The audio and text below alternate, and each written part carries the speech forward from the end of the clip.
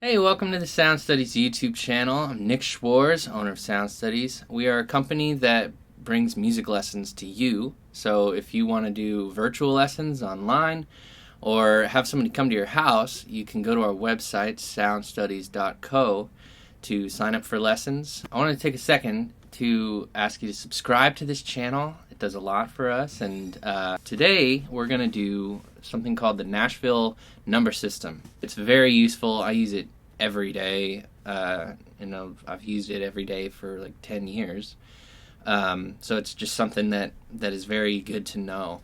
And really what it is music theory. You're assigning a number to the chord within the scale. So I'm going to break it down in a series of videos, but we're going to start with the key of C. So I'll just explain kind of how it works first. So one of the first things you need to know is the major scale. So if we start there, there's like a formula to it. And if you start on C, whether you're on a guitar or on a piano, you can start on C and go a whole step up, and then another whole step up, and then a half step, then a whole step, then a whole step, then a half step, and then a whole step. So that formula is whole step, half step, whole step, whole step, whole step, half step. So with each one of these notes, that's how you could just sit down and go, okay, I have A flat, and you find A flat, and you go up whole step, half step, whole step, whole step, whole step, half step, and you've got your A flat scale. So today we're going to start with the key of C. C, D, E, F, G, A, B, and then C. So then the next thing is there's a diatonic progression. So what that means is that each one of those scale tones has a chord that goes to it. So if you take your scale, your C scale, each one of those notes has a chord that goes to it. So the diatonic progression is the same in every key, every major key. The first chord is major. So if you're taking notes, the number 1 is a major. And then the second chord, number 2, is a minor. So in C, we got C major, D minor, and then the third chord is also minor, E minor, and then the 4 chord is F major, so it's a major, 5 chord, major, G major,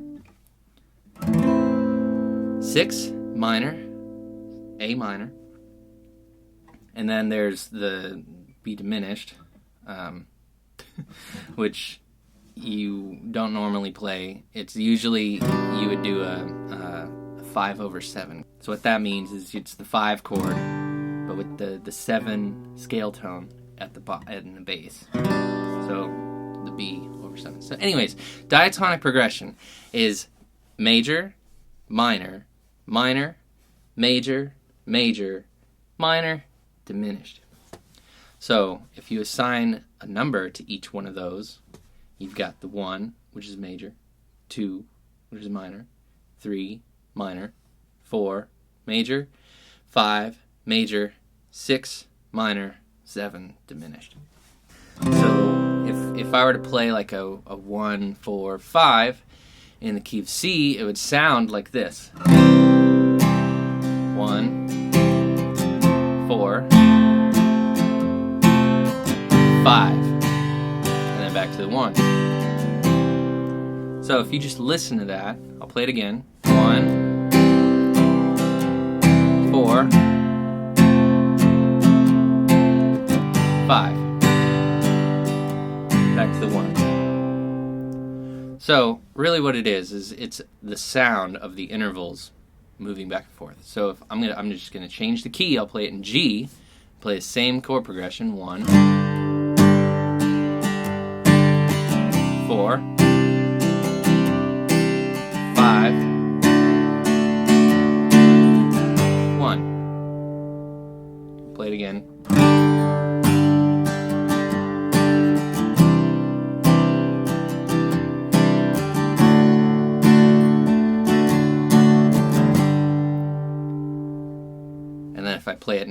different key, let's do E. 1, 4, 5,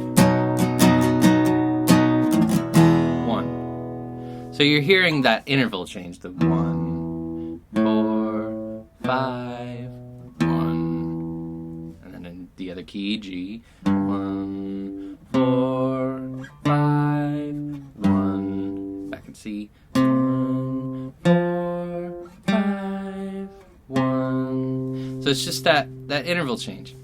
So what this is useful for is if you're just driving your car, listening to your favorite song, or if a song comes up on the radio and you're like, man, that's cool, I really want to learn how to play that. You can just listen to it. You don't even need an instrument. The more that you do this, the easier it gets. But you just listen to that song and you hear the intervals and you go, okay, that sounds like a 1, 4, 5. And then you can go home, get on your piano or on your guitar or whatever, and just play a 1, 4, 5, and you're already jamming to your favorite song. It's easier said than done, but all you got to do is just kind of practice it, listen. It's mostly listening. It's kind of an ear training thing.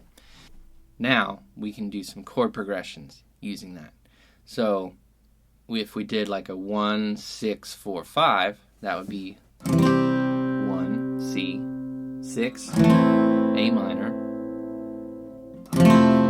4, which is the F, 5, G. So 1, 6,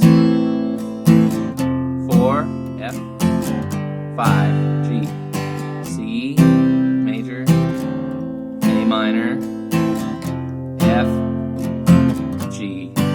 Say it numbers. 1, 6, 4, 5. So why call it numbers instead of just what it is? That's a very reasonable question. The thing is if you wanted to change the key, you can just, if you have it all packed away in your head, you could just remember the numbers 1, 6, 4, 5. That's easier than, to me at least, C major, A minor, F major, G major, and then having to change the key to A and go, okay, C is, you got to go down minor third, so everything, you have to just transpose everything in your head a little bit more. So in the key of A, like, it's easier to just go, okay, I know what those are. I know what a 1, 6, 4, 5 is. We'll get there. But right now we're just going to study the key of C. So we got C, A minor, 6, F, 4, 5. C. Yeah.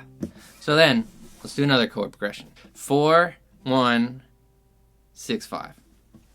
So 4, 1 to C, 6, 5. 4, 1, 6, 5. Yeah. So, things to take away from this lesson. The diatonic progression. That's the most important part of this. So, first chord is major, second chord is minor, third chord is minor, fourth chord is major, 5 chord is major, 6 chord is minor, 7 chord is diminished. So, C, D minor, E minor, F major, G major, A minor, G over B. Thanks for watching this video. Go ahead and subscribe right now so that when I post new videos on this same subject, you can learn more. We're going to go through the circle of fourths, and starting with the caged keys, which is all the keys that are easy to play on guitar. We'll start with that, C, A, G, E, and then D, and then we'll keep going.